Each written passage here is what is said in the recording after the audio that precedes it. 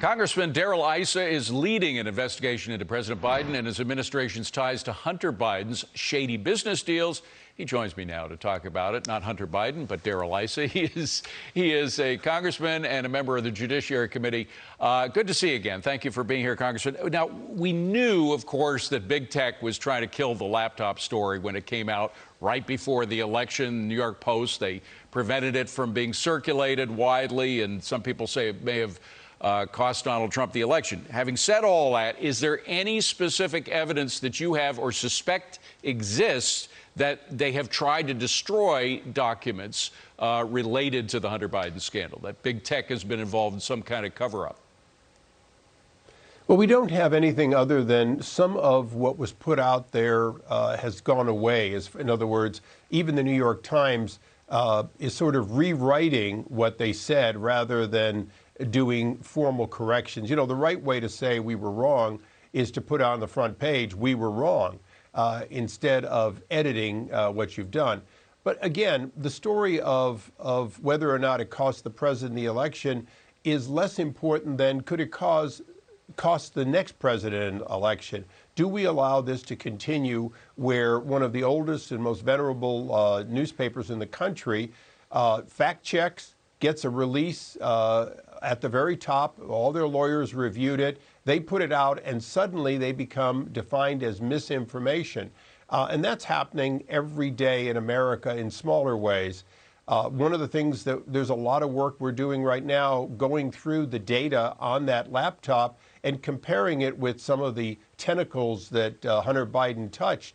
These are the jobs that the FBI should have done. Right. And as we've now discovered, the FBI and Department of Justice were actually feeding Twitter false information saying that there was going to be misinformation about Hunter Biden and a laptop coming out, when in fact, for 2 years, they had had the real McCoy and knew they had it.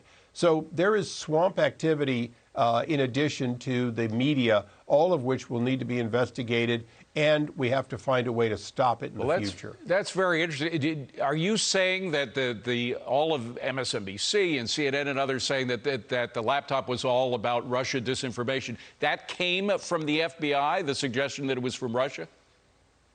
We have statements from officials at Twitter that they were briefed by the administration and told about it.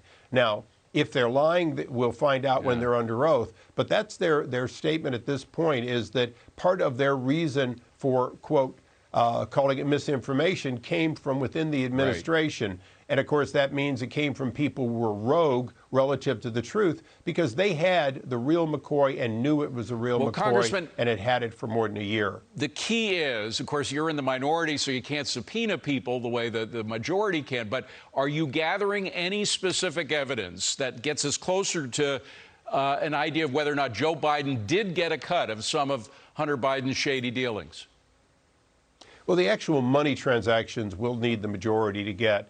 What we're doing is connecting the dots, finding everything that's in that laptop, connecting it to who these people are, and spreading beyond that.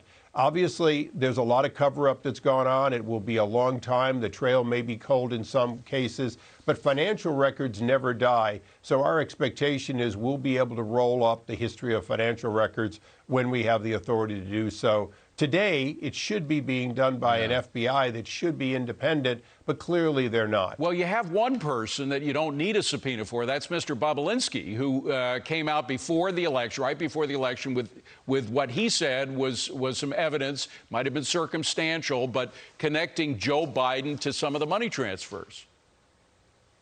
Well, we do. But again, we're not able to hold hearings. We're not going to get the forced media time. Are you talking to Bobulinski? We don't want to get ahead of the facts. What we're doing is we're exploring the facts. We're preserving information. Right. This has to be done properly to make sure that it is credible, and that's the most important thing. We've had enough misinformation. Now we need to get the truth. Yeah. Are you talking to Bobulinski?